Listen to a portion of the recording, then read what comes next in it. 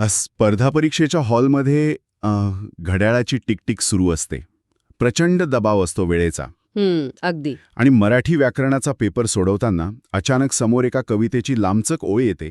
प्रश्न असतो की खालील ओळीतील वृत्त ओळखा. हो, आणि तिथेच खरी तारांबळ उडते मुलांची. नक्कीच, कारण पर्याय असतात शिखरिणी, मंदाक्रांता की पृथ्वी. अशा वेळी बहुतांश विद्यार्थ्यांची एकदम दाणादाण उडते. सगळं काही पाठ केलेलं असतं, पण नेमक्या वेळी कोणता नियम लावायचा हेच आठवत नाही. अगदी बरोबर. आणि तिथेच आपले हातचे मार्ग जातात. हो. पण आजच्या या सखोल विश्लेषणात आपण याच समस्येवर एक जालिम उपाय शोधणार आहोत. होय, आज आपण एका खूपच रंजक पद्धतीवर बोलणार आहोत. हो, कारण आज आपण एक्झाम हॅकर्स टूल किट नावाच्या अत्यंत प्रभावी नोट्सच्या आधारे टीईटी परीक्षेतील अक्षरगणवृत्ते या विषयावर सविस्तर चर्चा करणार आहोत. आणि आजची आपले उद्दिष्ट अगदी स्पष्ट आहे. म्हणजे वृत्तांची ती लांबचक लक्षणे, त्यांचे नियम आणि क्लिष्ट उदाहरणे घोकमपट्टी करून पाठ करण्याच्या जुन्या पद्धतीला आज आपण कायमचे हद्दपार करणार आहोत. अगदी बरोबर. त्याऐवजी फक्त 5 सेकंदात होय, फक्त 5 सेकंदात अचूक उत्तर शोधण्याची एक डायग्नॉस्टिक मॅट्रिक्स पद्धत आपण आज उलगडून दाखवणार आहोत. हे ऐकायला खूपच आश्वासक वाटतंय, कारण शाळेत असताना आपण सर्वांनीच तो यमा ताराज भानस लगा असा तो एक भला मोठा तक्ता पाठ केलेला असतो. हो, तो तक्ता आणि ते सगळे नियम. तो तक्ता आठवायचा, मग कवितेच्या ओळीवर लघुगुरूच्या खुणा करायच्या. हे सगळं परीक्षेच्या त्या तणावाखाली करणे म्हणजे एक मोठाच संघर्ष असतो. नक्कीच. आणि यातील सर्वात महत्वाची बाब म्हणजे अक्षरगणवृत्ते ओळखणे हे वरवर पाहता जितके कठीण आणि गोंधळात टाकणारे वाटते ना, तितके ते अजिबात नाहीये. अच्छा, म्हणजे हे सोपं आहे असं म्हणायचंय तुम्हाला? होय, आपण अनेकदा व्याकरणाला एका वेगळ्याच चष्म्यातून पाहतो. पण जर योग्य आणि तार्किक दृष्टिकोन ठेवला तर हे एखाद्या गणिताचे साधे समीकरण सोडवण्याइतकेच सोपे असते. म्हणजे 100% अचूक येऊ शकतं उत्तर. अगदी. या 5 सेकंद मॅट्रिक्सच्या मदतीने उत्तरात चूक होण्याची कोणतीही शक्यता उरत नाही. बर, तर या नव्या ट्रिक्स आणि हॅक्सकडे वळण्यापूर्वी मला वाटतं या सगळ्याच्या मुळाशी जाणं गरजेचे आहे. हो, बेसिक कन्सेप्ट क्लिअर असायलाच हवेत. आपण इथे एक साधर्म्य लक्षात घेऊ शकतो. जसे सुपरमार्केटमध्ये एखाद्या उत्पादनावर बारकोड असतो, जो स्कॅन केल्यावर त्या वस्तूची सगळी माहिती समोर येते. हां, बरोबर. किंवा सजीवांच्या शरीरात एक DNA असतो, ज्यावर त्याची सगळी रचना अवलंबून असते. तसाच हा वृत्तांमधला जो गण असतो, तो म्हणजे कवितेचा बारकोड किंवा DNA आहे, असे आपण म्हणू शकतो का? हे खूपच समर्पक साधर्म्य आहे. होय, गण हा खऱ्या अर्थाने त्या विशिष्ट वृत्ताचा आणि कवितेच्या लयीचा DNA असतो. अच्छा. या एक्झाम हॅकर्स टूलकिटमध्ये वृत्तांच्या रचनेचे जे मूलभूत टप्पे सांगितले आहेत ते आधी आपण थोडक्यात समजून घेऊया. ठीक आहे, आपण हे जरा उलगडून पाहूया. यातला पहिला टप्पा आहे लघु आणि गुरु. आता हे शब्द ऐकायला थोडे जड वाटत असले तरी संकल्पना अगदी साधी आहे. म्हणजे उच्चारावरून ठरतं का हे? अगदी बरोबर. लघु म्हणजे ज्या अक्षराचा उच्चार करायला कमी वेळ लागतो, म्हणजेच ऱ्हस्व अक्षर. याला इंग्लिश यू या चिन्हाने किंवा एका छोट्या चंद्रकोरीने दर्शवले जाते. आणि गुरु म्हणजे ज्या अक्षराचा उच्चार करायला जास्त वेळ लागतो, म्हणजेच दीर्घ अक्षर. म्हणजे ज्याला काना, मात्रा, वेलांटी असते तसं काहीतरी. होय, दीर्घ स्वर. याला आपण एका आडव्या रेषेने किंवा डॅशने दर्शवतो. अच्छा, म्हणजे लघुसाठी यू आणि गुरुसाठी डॅश. हे तर अगदी संगणकाच्या बायनरी कोडमधील 0 आणि 1 असल्यासारखेच आहे. हो, अगदी तसंच. फक्त इथे अक्षरांच्या उच्चाराच्या वेळेवरून ते 0 आहे की 1 हे ठरत आहे. अगदी अचूक ओळखलत. आणि या बायनरी कोडचा पुढचा टप्पा म्हणजे गण. हां, गण म्हणजे काय? च्या भाषेत अक्षरांचा गण असतो. सलग येणाऱ्या 3 अक्षरांचा एक गट म्हणजे एक गण होय. अच्छा, म्हणजे 3 अक्षरे एकत्र आली की एक गण. हो, म्हणजे लघु, गुरु, लघु असा क्रम असू शकेल किंवा तिन्ही अक्षरे गुरु असू शकतील. अशा 3 अक्षरांच्या गटाला आपण एक गण म्हणतो. इथे मला एक गोष्ट समजून घ्यायची आहे. हा गट नेमका 3च अक्षरांचा का असतो? 2 किंवा 4 अक्षरांचा का नाही? हा खूप चांगला प्रश्न विचारलात. 3 अक्षरांचा गट हा मानवी मेंदूला ताल किंवा लय पकडण्यासाठी सर्वात नैसर्गिक वाटतो. अरे वा, म्हणजे यामागे एक सायकोलॉजी आहे तर. होय. भारतीय संगीतात जशा मात्रा असतात तसाच कवितेत हा 3 अक्षरांचा एक रिधम ब्लॉक असतो. हां, रिदम ब्लॉक. छान शब्द आहे हा. या 3 अक्षरांच्या छोट्याशा तुकड्यात लयीचा एक पूर्ण आकृतिबंध तयार होतो, जो पुढे संपूर्ण कवितेत वारंवार येत राहतो आणि म्हणूनच गण 3 अक्षरांचा असतो. समजलं. आणि यासोबतच आणखी एक संकल्पना असते, ती म्हणजे यती. यती म्हणजे थांबणे. बरोबर. अगदी बरोबर. कविता वाचताना किंवा गाताना लयीसाठी आपण एका विशिष्ट अक्षरावर किंवा शब्दावर क्षणभर श्वास घेण्यासाठी थांबतो. त्या थांबण्याच्या नैसर्गिक जागेला यती म्हणतात. ठीक आहे. आता माझ्या डोक्यात एक चित्र स्पष्ट होत आहे. लघुगुरू म्हणजे अक्षरांचे वजन समजले, 3 अक्षरांचं रिदम ब्लॉक म्हणजे गण समजला, आणि थांबण्याची जागा म्हणजे यती, हेही मला समजले. छान. पण आता मुख्य प्रश्नाकडे येऊया. जेव्हा प्रत्यक्ष परीक्षेची वेळ येते, डोक्यावर घड्याळाची टिकटिक सुरू असते, तेव्हा या तांत्रिक ज्ञानाचा उपयोग कसा करायचा? तिथेच तर खरी मज्जा आहे. कारण तिथे यमाताराज भानसलगासारखे तक्ते आठवत बसणं तर शक्यच नाही. मग तिथे हा 5 सेकंड डायग्नोस्टिक मॅट्रिक्स कसा काम करतो? इथेच या टूलकिटमधील अमृत गोल्डन रूल म्हणजेच सुवर्ण नियम कामाला येतो. आणि हा नियम ऐकून तुम्हाला कदाचित नवल वाटेल. असं काय आहे या नियमात? परीक्षेच्या दबावाखाली असताना दिलेल्या ओळीचे गण पाडत बसण्याची किंवा प्रत्येक अक्षरावर लघुगुरूची खूण करत बसण्याची अजिबात गरज नाहीये. 1 मिनिट, म्हणजे खून करायचीच नाही? अजिबात नाही. पहिली आणि सर्वात महत्वाची पायरी म्हणजे दिलेल्या कवितेच्या ओळीतील फक्त आणि फक्त अक्षरे मोजणे.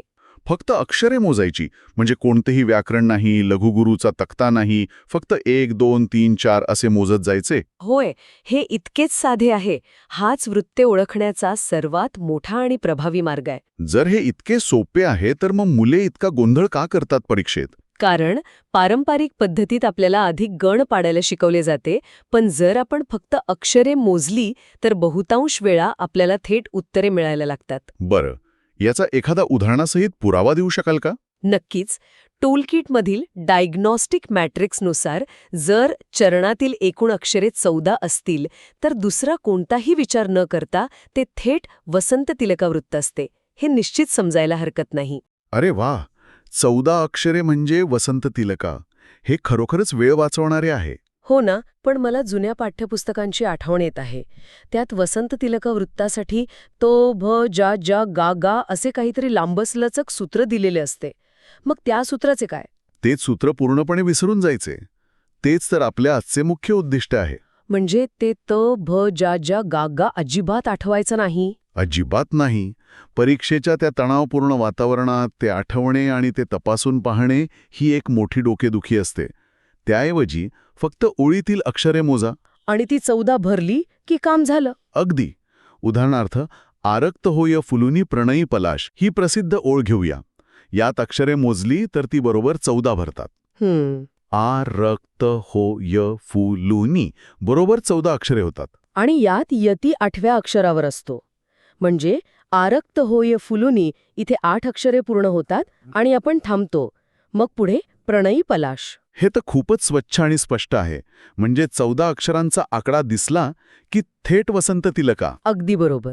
आणि समजा आपण अक्षरे मोजली आणि ती 14 न भरता 15 भरली, तर त्यासाठीही असंच एखादा थेट नियम आहे का? नक्कीच आहे.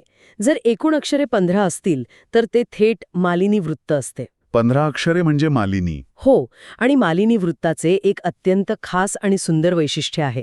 या वृत्ताची सुरुवात नेहमी सलग 6 लघु अक्षरांनी होते. सलग 6 लघु अक्षरे म्हणजे एकदम हलके उच्चार. होय, सुरुवातीची सलग 6 अक्षरे ऱ्हस्व असतात, ज्यांचा उच्चार अतिशय हलका आणि जलद होतो. म्हणजे एखाद्या नदीचा प्रवाह जसा शांत आणि संथपणे सुरू होतो तशी काहीशी याची चाल असेल का? अगदी हुबेहूब तसेच.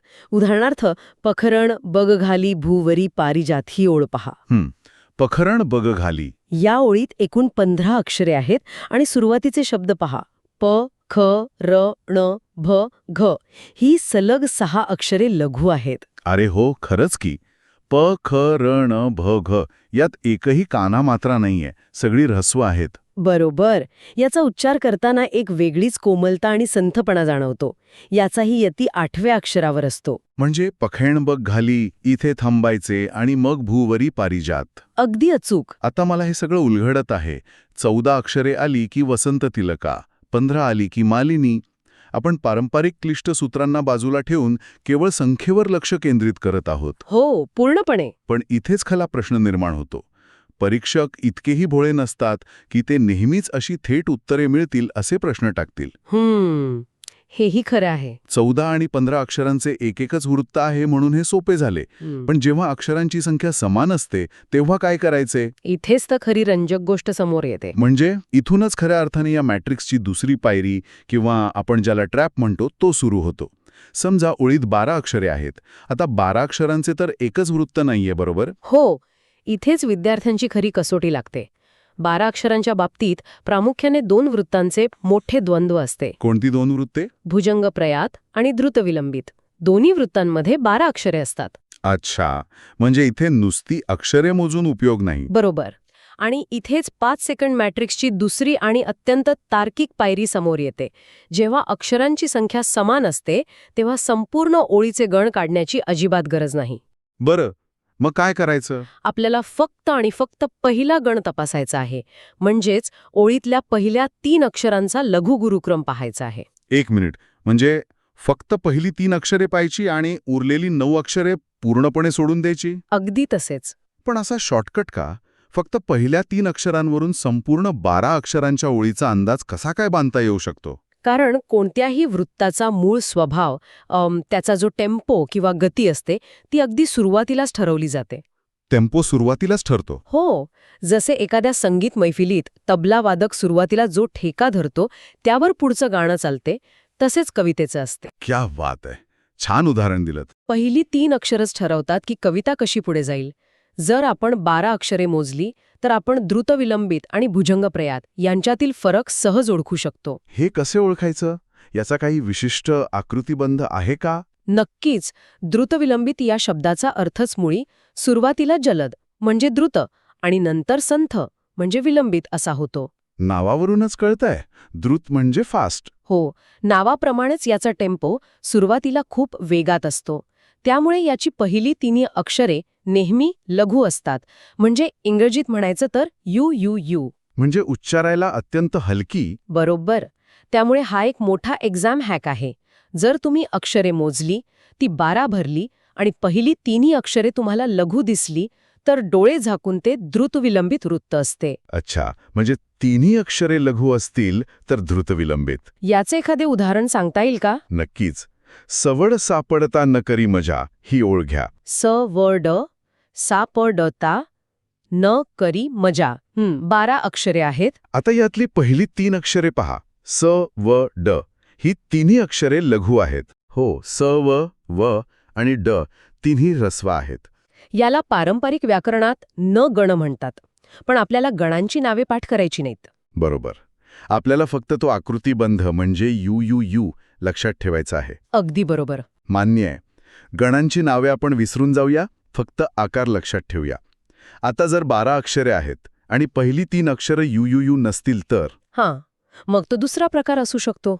म्हणजे भुजंगप्रयात कसा ओळखायचा? जर 12 अक्षरे असतील आणि पहिली 3 अक्षरे लघु गुरु गुरु म्हणजेच यू डॅश डॅश अशा क्रमाने असतील तर ते भुजंगप्रयात वृत्त असते. भुजंगप्रयात नावाचा काही अर्थ आहे का इथेही? होय. भुजंग म्हणजे साप आणि प्रयात म्हणजे चालणे. सापाच्या वळणावळणाच्या चालीसारखी या वृत्ताची लय असते. अरे वा, हे तर मी कधी ऐकलंच नव्हतं. उदाहरणार्थ संत रामदासांचे प्रसिद्ध मनाचे श्लोक मना सज्जना तू कडेनेच जावे यात 12 अक्षरे आहेत. म ना स जना, बरोबर, 12 अक्षरे. आता पहिली 3 अक्षरे पहा. म ना स.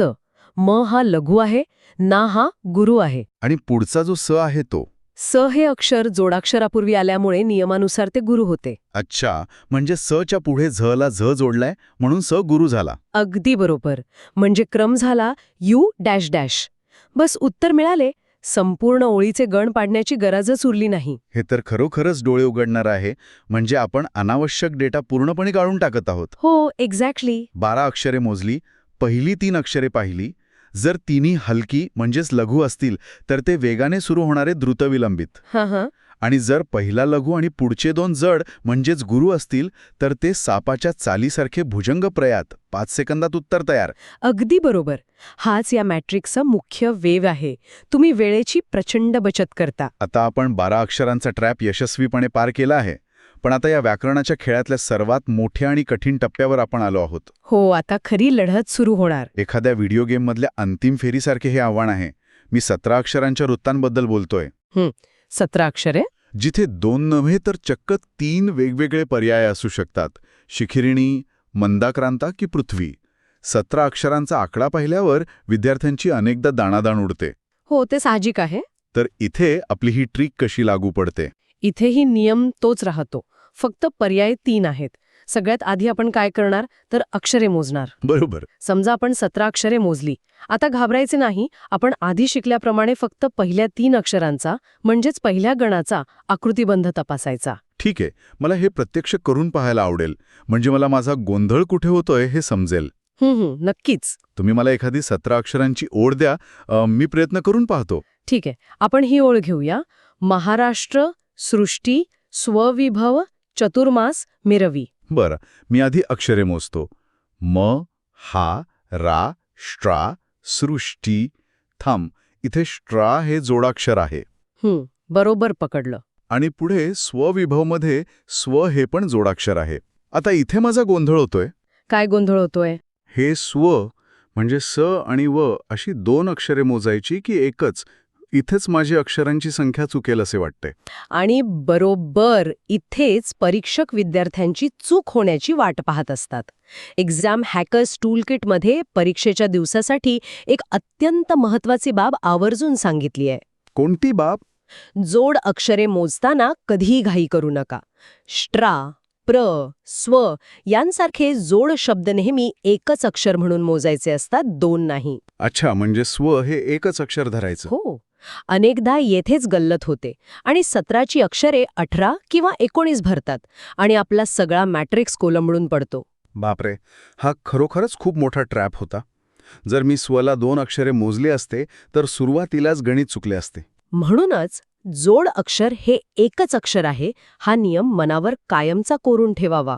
ठीक आहे, मी पुन्हा मोजतो. जोड अक्षराला एकच धरून मोजले तर महाराष्ट्र, सृष्टी, स्वविभव, चतुर्मास, मिरवी या ओळीत बरोबर 17 अक्षरे भरतात. अगदी बरोबर. आता आपली पुढची पायरी म्हणजे पहिली 3 अक्षरे पाहणे. हो. आता पहिली 3 अक्षरे पहा आणि त्यांचा आकृतिबंध सांगा. पहिली 3 अक्षरे आहेत म, हा, रा. म हा लघु आहे, हा गुरु आहे आणि रा सुद्धा गुरु आहे. म्हणजे क्रम काय झाला? म्हणजे क्रम झाला यू डॅश डॅश. अरे, हा तर तोच क्रम आहे जो आपण 12 अक्षरांच्या भुजंगप्रयातमध्ये पाहिला होता. लघु, गुरु, गुरु. क्या बात आहे. तुम्ही अगदी अचूक धागा पकडलात. म्हणजे दोन्हींची सुरुवात सारखीच असते. होय. जर पहिली 3 अक्षरे यू डॅश डॅश असतील आणि एकूण अक्षरे 17 असतील तर ते शिखरणी वृत्त असते. अच्छा, म्हणजे हा शिखरणी आहे तर. बरोबर. दोन्हीचा DNA सुरुवातीला सारखाच असतो, फक्त लांबी वेगळी असते. म्हणूनच सर्वात आधी अक्षरे मोजणे हे अत्यंत महत्त्वाचे असते. म्हणजे 17 अक्षरे आणि सुरुवात यू डॅश डॅशनं झाली की उत्तर शिखरणी. अगदी बरोबर. हे तर खूपच सोपे झाले. म्हणजे 17 अक्षरांचा एक पर्याय क्लिअर झाला. आता मंदाक्रांतासाठी काय आकृतिबंध असतो? मंदाक्रांत या वृत्ताच्या नावातच त्याचा अर्थ लपलेला आहे. मंद म्हणजे संथ. संथ गती. हो. या वृत्तामध्ये एक वेगळेच गांभीर्य असते. जर पहिली 3 अक्षरे तिन्हीच्या तिन्ही गुरु असतील म्हणजेच डॅश डॅश डॅश तर ते मंदाक्रांत असते.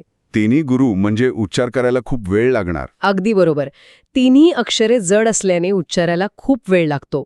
म्हणजे आकाशामध्ये जसे काळेभोर ढग संथपणे जमा होतात तशी काहीशी याची चाल असेल, बरोबर? अगदी तसेच. आणि तुम्ही ढगांचं उदाहरण दिलं तर याचं सर्वोत्तम उदाहरण म्हणजे कालिदासाच्या मेघदूतमधील ओळी आहेत. अरे वा, कोणती ओळ आहे ती? मेघांनी हे गगन भरता गाढ आषाढ मासी. सुरुवातीचे मे, घांनी हे तिन्ही शब्द उच्चारायला वेळ लागतो. हो, मे, घा आणि नी तिन्ही दीर्घ आहेत. बरोबर. तिन्ही दीर्घ म्हणजेच गुरु आहेत. म्हणूनच या वृत्ताची चाल अगदी संथ मंद असते. हे ऐकतानाच त्या लयीचा फील येत आहे. आणि आता शेवटचा पर्याय, पृथ्वीवृत्त कसे ओळखायचे? जर एकूण 17 अक्षरे असतील आणि पहिली 3 अक्षरे लघु गुरु लघु म्हणजेच U-U अशा क्रमाने असतील तर ते पृथ्वीवृत्त असते. U-U याची चाल कशी असते? याची चाल थोडी उसली घेणारी असते. उदाहरणार्थ कुठे भटकशी घना, वळून एक एकावली. कुठे भटकशी घना. यातली पहिली 3 अक्षरे पहा, कु, ठे, भ.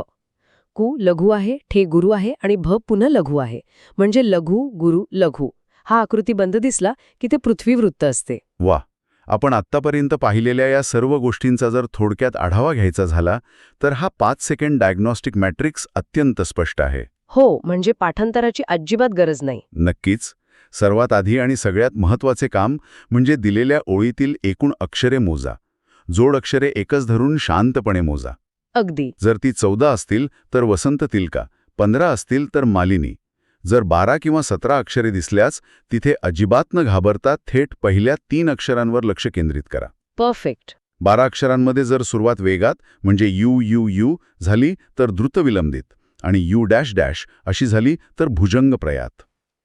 17 अक्षरांमध्ये संथ सुरुवात म्हणजेच तिन्ही गुरु दिसले तर मंदाक्रांता, U-U दिसली तर पृथ्वी आणि U-, दिसली तर शिखरणी. सगळं लॉजिकवर आधारित आहे. अगदी बरोबर. या मॅट्रिक्समुळे परीक्षेतील सर्वात मोठा शत्रू जो असतो ना, म्हणजे वेळेचा अभाव, तो कायमचा नष्ट होतो. हो, वेळेची खूप मोठी बचत होते. विद्यार्थी अचूकतेसोबतच वेगही मिळवू शकतात आणि उरलेल्या वेळ इतर कठीण प्रश्नांसाठी वापरू शकतात. आजच्या या सखोल विश्लेषणातून एक अत्यंत वेगळा आणि विचार करायला लावणारा दृष्टिकोन समोर आला आहे. कोणता दृष्टिकोन? म्हणजे बघा ना, आपण नेहमी कविता आणि साहित्याला केवळ एक भावनिक कला मानतो. कवीच्या उत्स्फूर्त भावनांचा तो एक आविष्कार असतो असे आपल्याला वाटते. बरोबर आहे. पण या व्याकरणाच्या नियमांतून हे स्पष्टपणे दिसून येते की या तरल कलेच्या मागे एक अत्यंत काटेकोर, अत्यंत नियमबद्ध अशी गणितासारखी अचूक रचना लपलेली असते. हो. महत्त्वाची गोष्ट म्हणजे ही गणितीय रचना त्या कलेला बांधून ठेवत नाही किंवा तिचा गळा घोटत नाही, तर ती त्या भावनांना एक अतिशय सुंदर आणि प्रवाही आकार देते. नक्कीच. हे एखाद्या सुंदर चित्राच्या मागे लपलेल्या इंजिनिअरिंगच्या ब्ल्यूप्रिंटसारखे आहे. अगदी बरोबर. या गणितीय लयीचे ज्ञान असल्यावर जेव्हा आपण पुढच्या वेळी एखादी कविता वाचू तेव्हा फक्त त्यातील शब्दांच्या अर्थाकडे आपले लक्ष जाणार नाही. मग त्यामागे दडलेल्या या अदृश्य गणिताकडेही नक्कीच आपले लक्ष जाईल. हो. तेव्हा त्या कवीच्या बुद्धिमत्तेचे आणि या भाषेच्या अफाट सौंदर्याचे आपल्याला आणखी जास्त कौतुक वाटेल. का? नक्कीच वाटेल. हा विचार खरोखरच एक वेगळीच अनुभूती देऊन जातो. हा प्रश्न आपण सर्वांनीच स्वतःला विचारण्यासारखा आहे. या अत्यंत रंजक आणि माहितीपूर्ण चर्चेबद्दल खूप खूप धन्यवाद. धन्यवाद. अशाच नवनवीन आणि गुंतागुंतीच्या वाटणाऱ्या आपण प्रत्यक्षात सोप्या असलेल्या विषयांवर पुन्हा चर्चा करण्यासाठी आपण नक्कीच भेटू. तोपर्यंत शिकत रहा आणि शोधत रहा.